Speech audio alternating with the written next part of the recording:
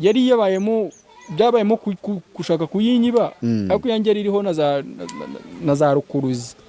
Ugaruka ubukene ngo bwaramwatatse ndetse na cano bazijyanye wenda kubwa amahirwe zagarutse. Nago nza kuvuga ibintu biwe bimubabaje kandi ntago naje kuvuga ngo mwangisha abantu ngiye mvuze ikintu cyambabaje ngo witwa Cacana arakubwiye ati twitereke dore ibintu bikorwa bibyo. Oya Cacana ubwo we hari ukuntu ukorana umuntu Cacana yasanze ubunene ngiye gukora kira kiganiro. Cacana we abarambwiye ati rero Cacana we afite n'akantu kishaza rya danje ko yatigise kera we bikanga yarabuze ha bombore yarabinjira biranga we. Rero aravuga ati ntawe ndabona ugiye kubivugaho reka ngewe nanjye nongeremo agahinda kanje.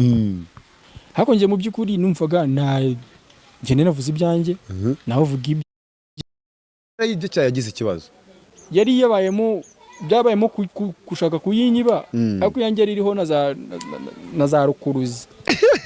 Umuntu ashaka kuyinyiba menye ko akunda umuntu abakurira ikintu nawe babona ngo izari plank. Ngi nayo posting nkajya mbona bari kumbwira ngeze ni plank ngo turabimenyereye mwana ngeze ni plank. Naho kugeza ubwo atangiye kubyiya prodingira uvuga ati zingizi naga ari plank. Kandi koko ni ibintu byumvikana ntago mpamya ko umuntu ashobora gufata cano imwe ebyiri eshatu enye uba uri gutwikira ikiza nyine uri kwanga kwinjiza kugira ngo utwikire iki.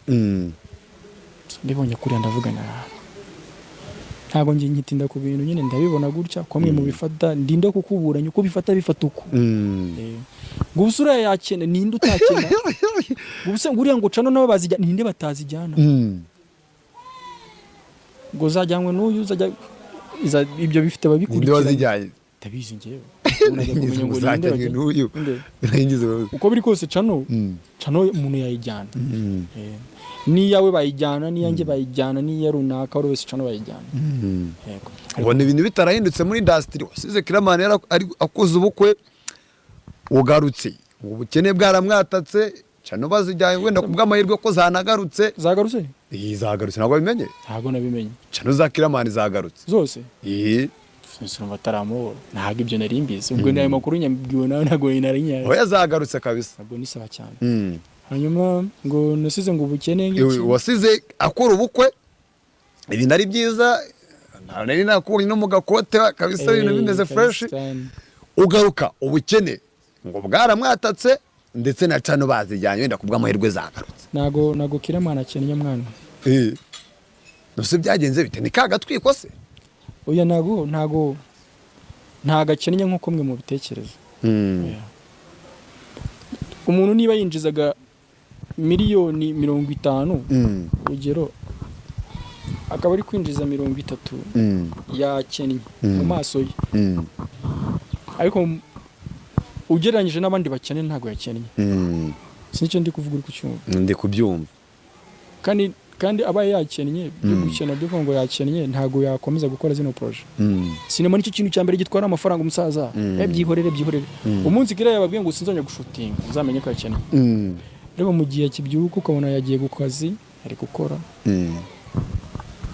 afite ubukene bwo muri sinema gusa ariko apfa n'ubukene bwo mu buzima busanzwe kuko ukennye mu buzima busanzwe ntago washutinga namacyo ufite ko ufite abana none afite abana bakeneye kurya aga ibyo ngibyo yabijyamo. Izo story twe no kuzitindaho burangiye nsigaye ninda kuvuga ku bantu cyane. Nose we wari wageragezwa kwibwa cano kandi nkubwa nti ngiye ibyo bintu byigeze kumbaho barayibyo cya yagize ikibazo yari yabayemo byabayemo kushaka kuyinyiba ariko yanjye ririho na za rukuruzi. Umuntu ashaka kuyinyiba menye ko akunda umuntu abakurira ikintu nawe ukura ahita habaho ikintu cyuko nyine njya kubwira abantu babishinzwe nabwo hari ibintu biri kumba barambwira ati bango kana tugutabare kiraho za kinubi kira ibiki uraboroka ndaboroka ndabanangira gute ariko nyine wa wundi ushyiraho ibintu bibana abafite n'uburyo babibanura ariko nyine cano nta muntu batazijyana mani wari wese noneho Kiramani we cano zigera muri eshatu se twaretse kuvuga ku bantu babandi nk'ubu Kiramba numva nahari n'umwuka mutuma adahumeka kubera kuvuga ku muntu kira mwamuretse cano ze zikamugaburira we n'abakinnyi be na madamu. Yego, reka nkwibarize kino kibazo rero. Wizerera mu gatwi umuntu wese dukoranye ikiganiro cyane cyane uri mu gisata cy'imyidagaduro, kuko nundi bino bintu bimugeraho nawe, mubaza kino kibazo: wizerera mu gatwiko cyangwa wizera yuko ibikorwa byawe ari byo ushobora gufokasingaho na creativity n'impano yawe bikaba aribyo byaguteza imbere, cyangwa se agatwiko kagomba gukorwa kugira ngo utere imbere? Je nizerera mu mpano yawe no mu bushobozi bw'ibyo watanze. Kuko Israel Mbonyize atwikisha iki? Ntacyo. Hari ninde sumurusha kurebwa? Ninde umurusha kuba successful? Ninde muntu wategura igitaramo mu Rwanda ari umwe wenyine ntagira nde abantu banatumira? Ninde se? Nawe nyine n'ibindi byose byagorana. Wowe iyo ikintu cyawe wagikoze neza neza pe mu buryo wumva ko byakabaye bikorwa ukagihereza abantu, hakabamo no gusenga umusaza ndi umukristo